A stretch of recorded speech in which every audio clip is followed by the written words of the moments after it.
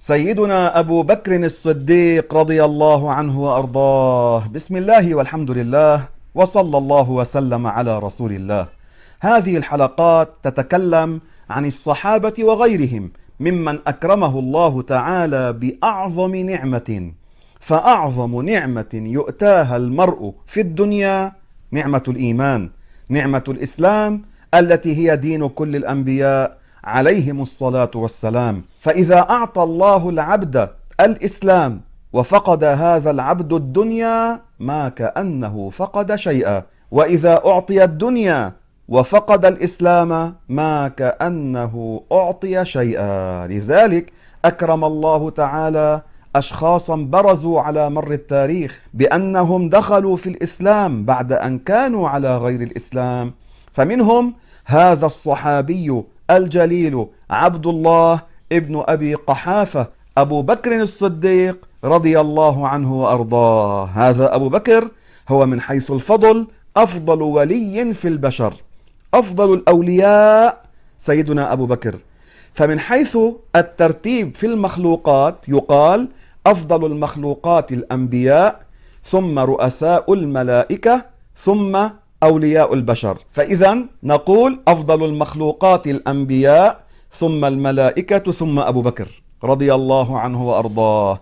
هذا أبو بكر أسلم رضي الله عنه وأرضاه بعد نزول الوحي على رسول الله بوقت يسير، وهو أول من أسلم من الرجال. أبو بكر عرف بالصديق لأنه صدق رسول الله حين كذبه الناس، وهو الذي بذل ماله على رسول الله والدعوة إلى الله حين جاف قوم النبي صلى الله عليه وسلم. وسيدنا علي هو الذي قال في الصديق حين مات رضي الله عنهما، قال فيه: هو الذي سماه ربه صديقا. قال الله تعالى: والذي جاء بالصدق وصدق به. فسرت هذه بسيدنا أبي بكر رضي الله عنه. وقد قال فيه الرسول عليه الصلاة والسلام: ما نفعني مال في الإسلام ما نفعني مال أبي بكر. أنفق كل ما يملك على الدعوة إلى الله عز وجل، ومنها أنه اشترى بلالا حين كان رضي الله عنه عبدا مملوكا وأعتقه. ماذا قال سيدنا عمر ابن الخطاب؟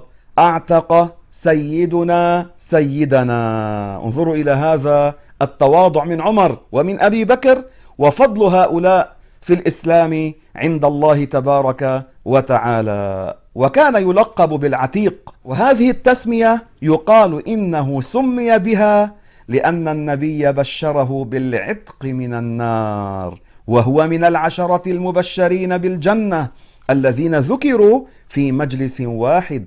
وهذا أبو بكر رضي الله عنه كان يدافع عن رسول الله صلى الله عليه وسلم.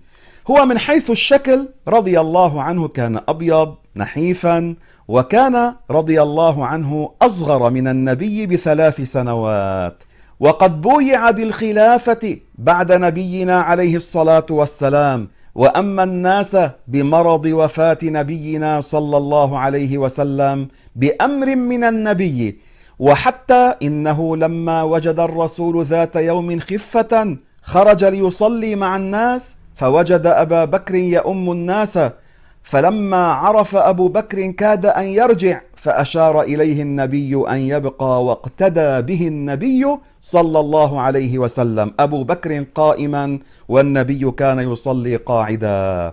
نعم، هو لما مات جمع الناس على قلب رجل واحد وخطب فيهم الخطبة المشهورة حين مات رسول الله، قال فيهم: من كان يعبد محمدا فإن محمدا قد مات، ومن كان يعبد الله فإن الله حي لا يموت. نعم، هكذا الرجال يعرفون عند الشدائد.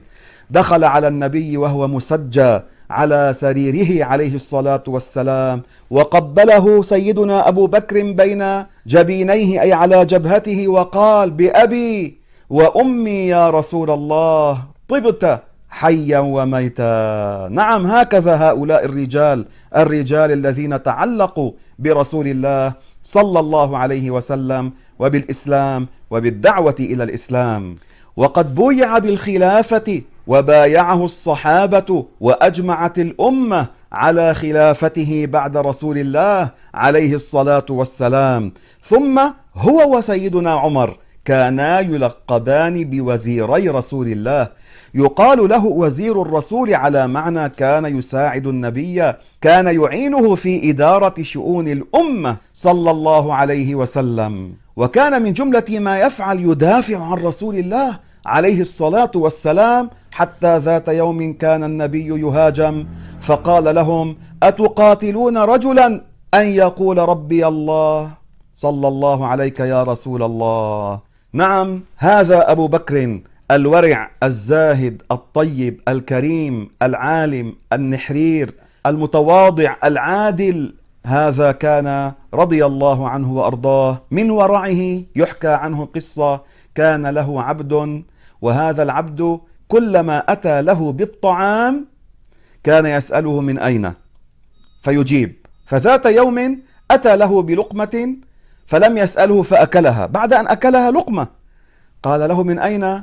فبعد أن أكلها قال العبد: اليوم ما سألتني؟ قال له: لأني كدت أهلك من الجوع، كاد يموت من الجوع. هذا أبو بكر كاد يموت من الجوع رضي الله عنه وأرضاه. نعم، لأنهم علقوا قلوبهم بالآخرة لا بالدنيا ولا بالطعام. فقال له: من أين أتيت بها؟ فذكر له طريقة بأنه لا تحل له. فماذا فعل سيدنا أبو بكر؟ حاول إخراجها، ما كانت تخرج. قال له: هذه لا تخرج إلا بالماء. فشرب الماء ثم أخرجها. قال: والله لا بد أن أخرجها ولو خرجت روحي معها. ليس معناه يقتل نفسه، ولكن مراده: لا أدخل الحرام إلى جسدي. فقال له: لما تفعل هذا؟ قال: أنا سمعت رسول الله صلى الله عليه وسلم: كل جسد نبت من سحت فالنار أولى به. هذا الورع الزاهد سيدنا أبو بكر رضي الله عنه وأرضاه. وكان بكاء، كان إذا قرأ القرآن يبكي رضي الله عنه وأرضاه. هذا الذي استخلف بعده عمر، نعم عمر الفاروق استخلفه سيدنا أبو بكر، ثم اتفقت الأمة على خلافة عمر بعده رضي الله عنهما. ومما شهر في أمر صدقاته وبذله أنه ذات يوم قال سيدنا عمر في نفسه: اليوم سأسبق أبا بكر، يعني في الصدقة. وكان النبي حث الصحابة عليه الصلاة والسلام على الصدقة. فلما خرج سيدنا عمر بصدقته جاء أبو بكر بصدقته فسأله: ما الرسول؟ يا عمر أنت ماذا تركت لأهلك؟ فقال سيدنا عمر: مثل ما بذلت، أي دفع نصف ماله. قال: وأنت يا أبا بكر؟ قال: تركت لهم الله ورسوله، أي تركت حب الله وحب الرسول، بذل كل ماله. عندها قال سيدنا عمر رضي الله عنه بأنه لا يستطيع أن يسبق أبا بكر رضي الله عنه في هذا. نعم، هذا أبو بكر صاحب رسول الله في الغار، الذي نص على صحبته في القرآن الكريم، إذ يقول لصاحبه: لا تحزن إن الله معنا. النبي قال لصاحبه: أجمعت الأمة أن هذا الصاحب هو سيدنا أبو بكر، الذي فضائله لا نحصيها في مثل هذا البرنامج وحده. لكن أقول لكم يا أحباب، هذا الذي يروى عنه أنه قال: العجز عن درك الإدراك إدراك، والبحث عن ذاته كفر وإشراك.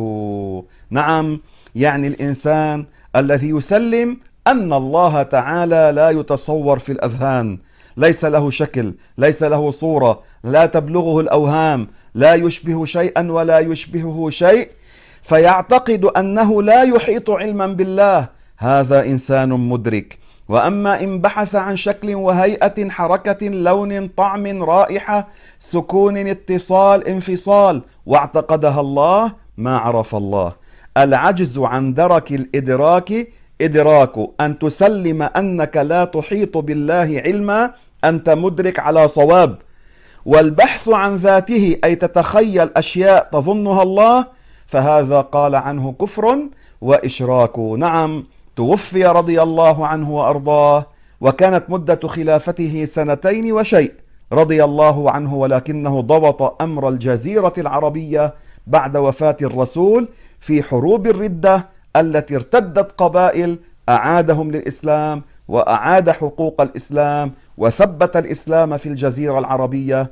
رضي الله عنك يا أبا بكر الصديق، حيث أكرمك الله بصحبة النبي في الدنيا ودفنت بجوار قبره صلى الله عليه وسلم، فحين مات في السنة 13 للهجرة دفن في حجرة السيدة عائشة، ورأسه عند كتفي رسول الله خلف الرسول عليه الصلاة والسلام.